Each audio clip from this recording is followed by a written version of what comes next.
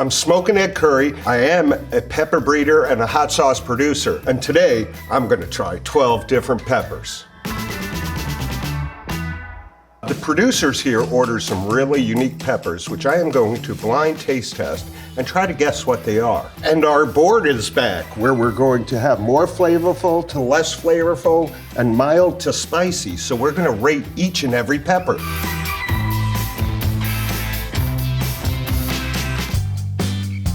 First pepper they gave me is a little green one. There are a lot of peppers that look like this. Green, no wrinkles, it's kind of smooth, but it is not indicative of what's inside. With all the oil coming out of here, it's kind of scaring me.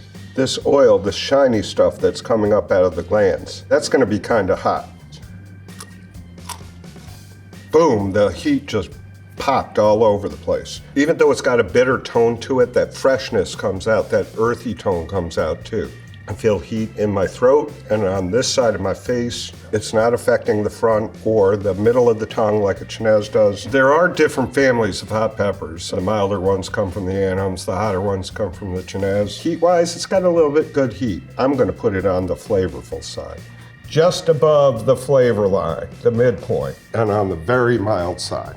I'm gonna say this is a Thai bird pepper because that's exactly what it tastes like.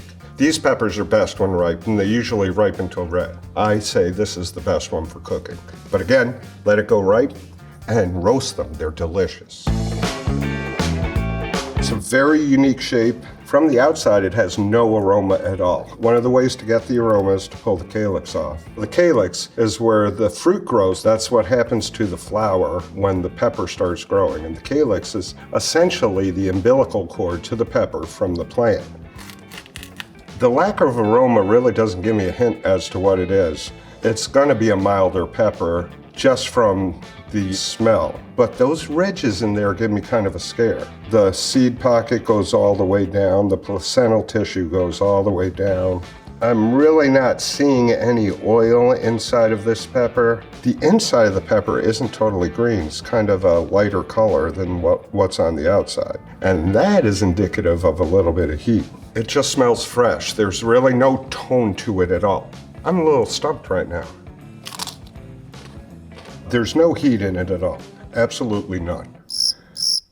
All it does is really, it just tastes like a leaf. It's gonna go way down here. It reminds me of like a Casabel or something like that you can get at any grocery store. I was wrong on that one. It's a Shishito pepper. Didn't taste like a Shishito. What I'm told is 1 in 10 is spicy, and that really depends on where they're grown. Ones that are grown in a hothouse have a tendency to be a little hotter than the ones that are grown out in the field. Once they turn red, they develop a little bit more flavor and a little bit more heat. This pepper is gonna be extremely brutal. See all those ridges there? See all these spikes and nodules coming out of here? Ooh, very indicative that this pepper is an angry pepper. These ridges and bubbly appearance, there's several different indications of what they are. The plant itself wants the fruit to look angry so it'll survive. There's another school of science that says this is the capsaicin glands expanding through the skin, and that's what gives it these horns. From the outside, it doesn't smell like a thing. If you see, the skin is very shiny, it's encapsulated, but this really has no unique smell to it on the outside. But where I cut, you see the oil coming out, you see that shiny part pooling up. This is gonna be a very, very brutal pepper.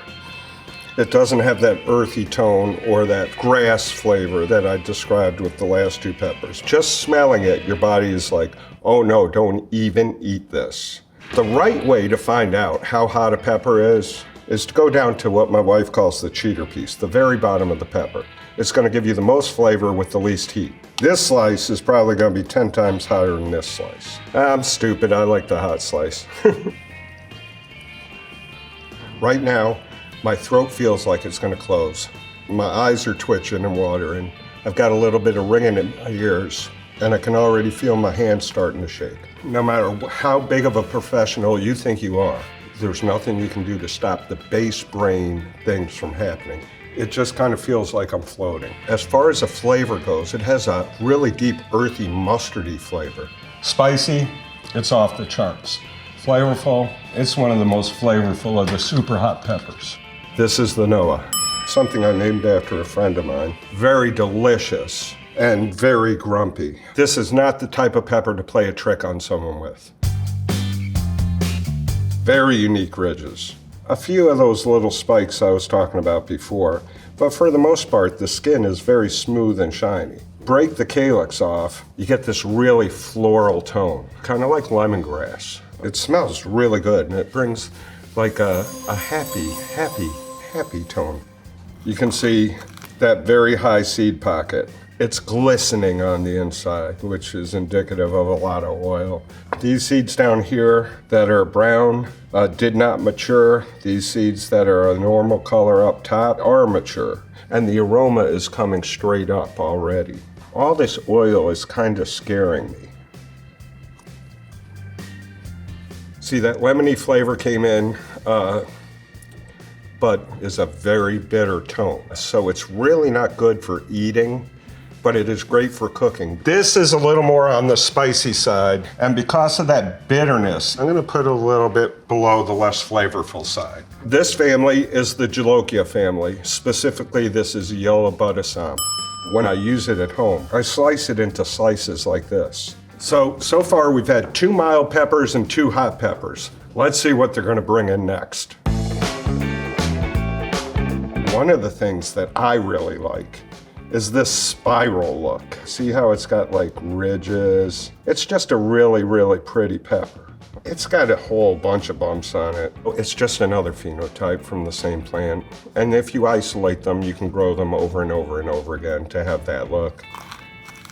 It's a very pretty pepper, but this is one that isn't as hot as the one that we're chasing. For the next world record, you can see that that placental tissue has grown all the way around the pepper, producing a whole lot of capsaicin. And you can see the oil pooling, which it tells me that this is gonna hurt me very bad. It really doesn't matter where I cut a piece from. So I'm gonna eat this one.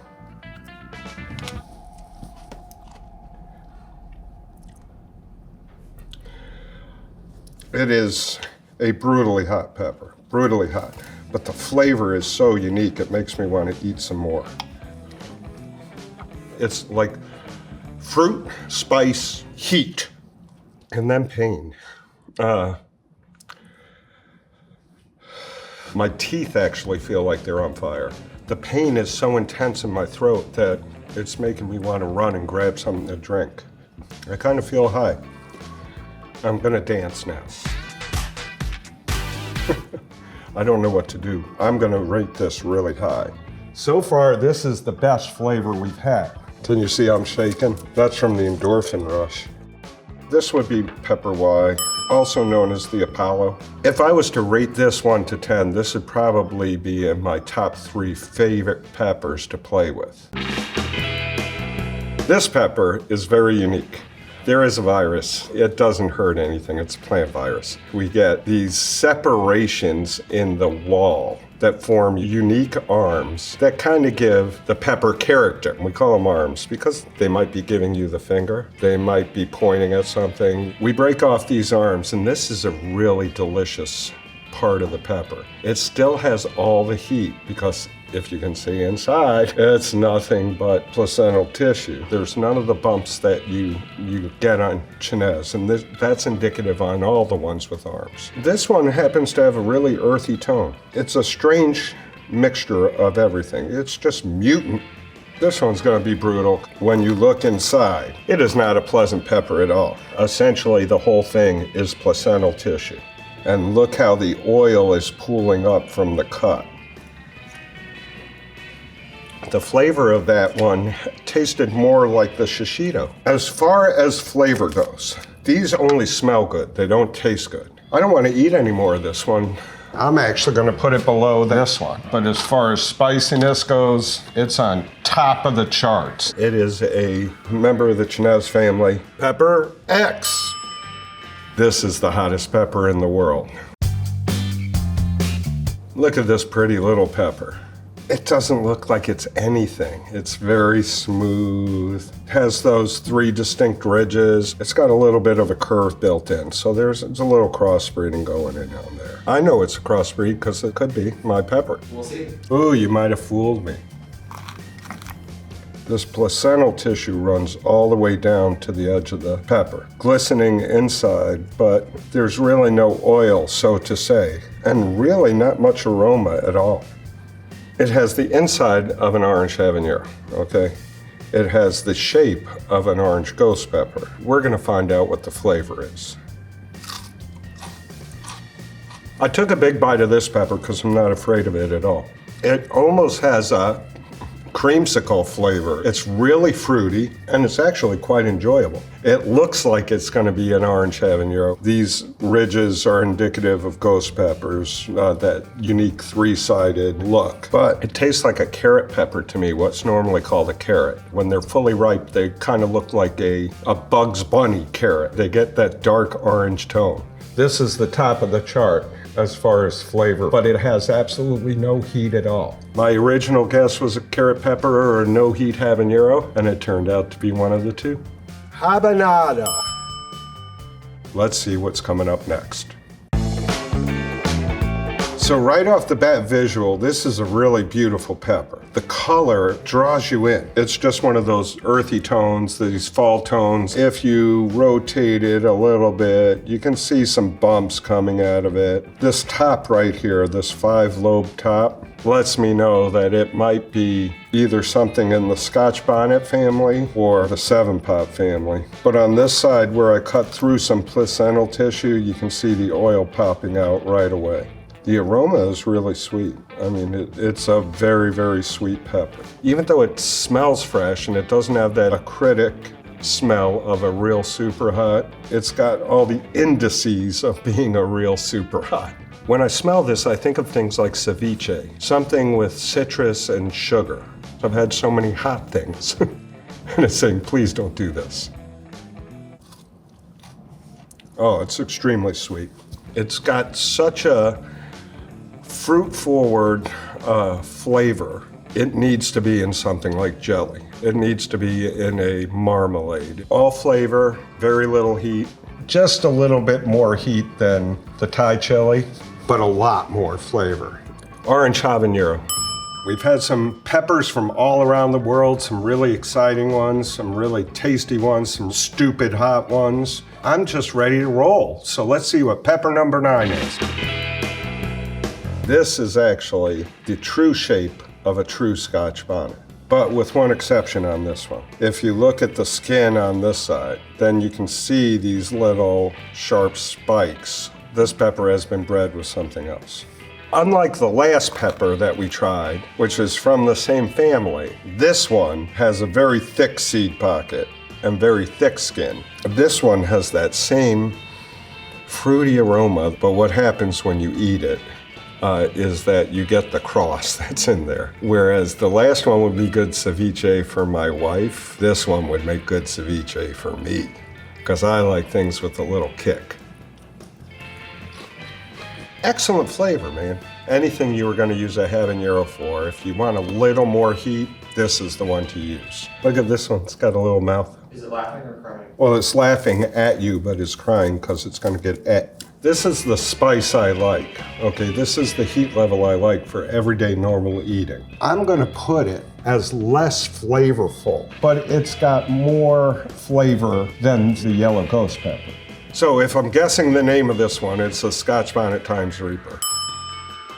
We're the ones who did it, we're the ones who sell it, and you can get it at any time to grow at home. Ah, look at this. Look, it's kind of beautiful. It's a very flat, very long pepper. Doesn't have any unique lines for the placental tissue. I think it's going to be a really flavorful pepper. Okay, so if we look at the interior of this one, there are 2 distinct placental lines. That's indicative of a Cayenne, especially a Cayenne from Central America. Very long seed pocket, goes all the way to the bottom. Just by touching it to the table, you got 2 very distinct lines of oil. This one's a little bit hotter. It's making my nose run. I'm gonna put this on the mild side and just a little bit higher than the Scotch Bonnet Reaper. So the name of this crossbreed is Cayenne times White Ghost. Cayennes tend to breed really well with other peppers. We've done 10 peppers, most of which have been pretty good, a couple of which who haven't. I'm excited about this next one. It is a beautiful pepper. It has a very distinct tail, very distinct lobes, and very distinct bumps all over it. And it's also a bright, shiny color. It says, "Don't eat me." When you cut this inside, we got the high seed pocket. It's got placental tissue everywhere, which is extruding the oil from the glands. And the aroma from it is absolutely amazing. And if it seems like I'm talking because I don't want to eat the pepper, that's because I'm talking because I don't want to eat the pepper. My eyes are watering, my mouth is on fire, my chest is on fire, and I'm the happiest man in the world. Flavor, though, it's not nearly as flavorful as these X and Y variants. Such a quick punch that unless you cook with it, it's really not a good pepper for anything else. So this is one of my babies that I'm so proud of. This is the Carolina Reaper. When you put it in your mouth, you're like, oh, that's sweet. When you chew it, all of a sudden you're like, oh, that's not sweet. That's fire. All the flavor of the pepper disappears almost immediately. This is not for eating straight. And we're to the final pepper. And I'm so excited to find out what it is. I don't even want to look down. Look at this unique shape. It not only has wrinkles and warts, but it's also got a good angle to it. I'm gonna cut this in 2 slices so you can see what's going on. Not only has the high seed pocket, but the placental tissue goes all the way down to the bottom. And it's got oil going everywhere. The aroma that's coming out of it is just amazing. The tannin smell from it reminds me of a dark chocolate. I kind of want to go for the cheater piece on this one. I'm gonna go a little higher because that was nothing but that first tannic flavor and then sweetness. No real discernible heat. Oh, there we go. It kind of has a kind of an allspice taste to it. It's a brutal heat. It's not quite as spicy as a Reaper. This is probably the least flavorful pepper that we've tried today. More spicy than the Reaper times Scotch Bonnet or the Bhut. Less spicy than the other ones. It's only good for cooking. Only good for making hot sauce. It's pretty easy for me on this one. This is a caramel razor, which was born and bred at PuckerButt Pepper Company. We've gone through 12 peppers. There's more on the table. We can rate those. They're all mild. But maybe we'll do something different the next time. Okay, there you have it. It was really a lot of fun going from peppers that you can get anywhere to peppers that are not released yet to the general public. I've had a blast being with you today. Have a great day, and I look forward to the next time we're here on Epicurious, blindly tasting peppers.